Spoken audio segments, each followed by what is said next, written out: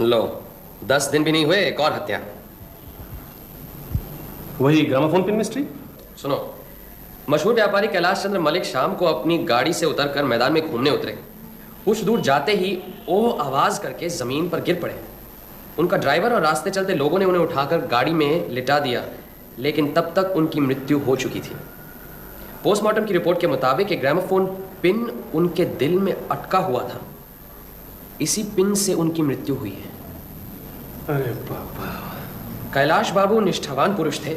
उनकी किसी से कोई शत्रुता नहीं थी। उनकी पत्नी का देहांत हो चुका है। उनके कोई पुत्र संतान नहीं है। एकमात्र पुत्री ही उनकी संपत्ति की वारिस है। पुलिस छानबीन कर रही है। कैलाश बाबू के ड्राइवर को हिरासत में ले लिया गया है। ये यहाँ हो क्या रहा है? ये शायद 5वां खून है। अरे पुटीराम, एक कैंची लाना। लगता है हत्यारों के किसी गिरोह ने कलकत्ता पे दावा बोल दिया है। ये किसी गिरोह विरोह का काम नहीं है। ये तो किसी एक आदमी का काम है। एक आदमी हो या गिरोह, लेकिन इस तरह दिन दहाड़े खून होते जा रहे हैं और आज तक कोई पकड़ा नहीं गया।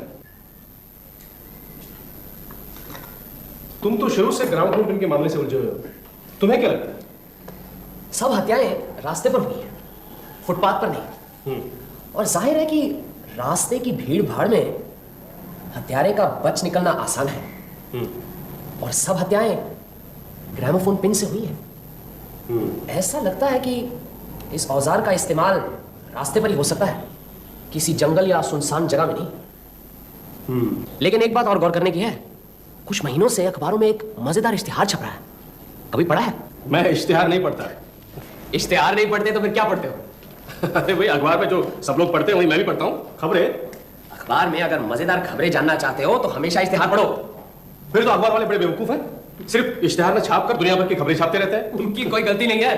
तुम्हारे जैसे पाठकों के मनोरंजन के लिए खबरें छापनी पड़ती हैं, नहीं तो अखबार बिकेगा कैसे? चलो आज से इश्तिहार भी पढ़ लूंगा। लेकिन वो मजेदार इश्तिहार है क्या? यहाँ पढ़ो। इसमें कहाँ?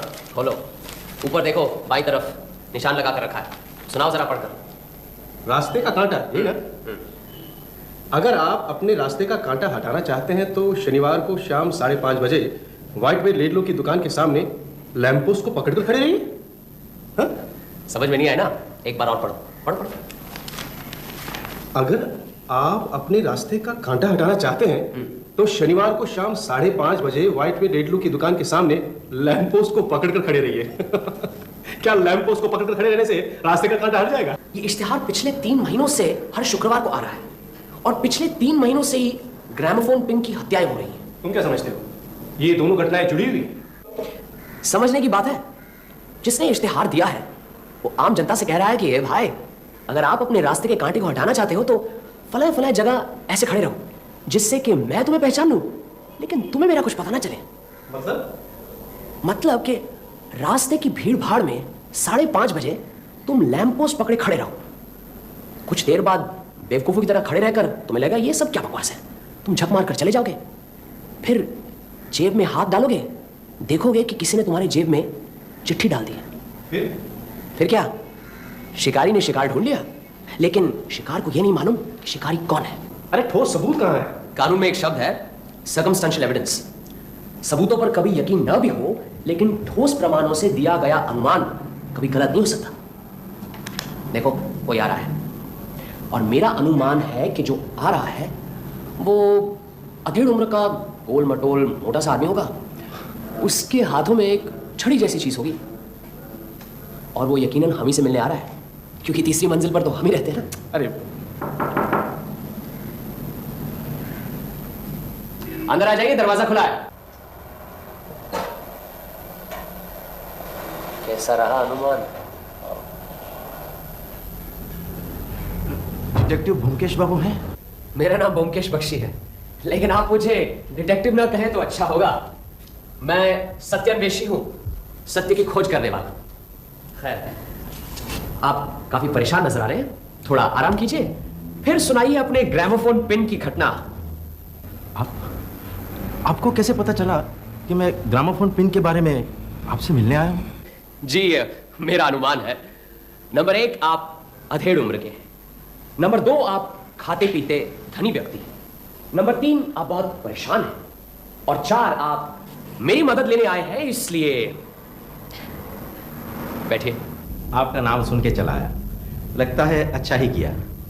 आते ही आपने अपनी सूझबूझ का नमूना दिया, इसलिए मुझे लगता है कि आप ही मेरी समस्या का समाधान कर सकते हैं। दिन दहाड़े 5-5 हत्याएं और हत्यारे का अब तक पता नहीं चला। ओमकेश बाबू, मैं तो बाल बाल बच गया, वरना आप घबराइए मत, शुरू से साफ साफ कहिए। गैर जरूरी समझकर कुछ छोड़िए नहीं, मेरे लिए कुछ भी गैर जरूरी नहीं है। मेरा नाम आशुतोष मित्र है। पूरी जिंदगी कलकत्ते में कटी। 18 वर्ष की उम्र से धंधे में उलझा हुआ हूँ। शादी वादी करने का मौका ही नहीं लगा। सच पूछो तो इच्छा ही नहीं हुई। मुझे अकेला रहना अच्छा लगता है। आपके कोई रिश्तेदार या निकट संबंधी है? नहीं, कोई नहीं। न मैं किसी के यहाँ जाता हूँ, न कोई मेरे पास आता है। हाँ, एक बिगड़ा हुआ भतीजा है, शराब में धुत। कभी कभी रुपयों के लिए तंग करता रहता है, पर अब मैं उसे घर में ही नहीं घुसने देता। कहाँ रहता है? फिलहाल जेल में है। दंगा फसाद करने के जुर्म में 2 साल की जेल भुगत रहा है।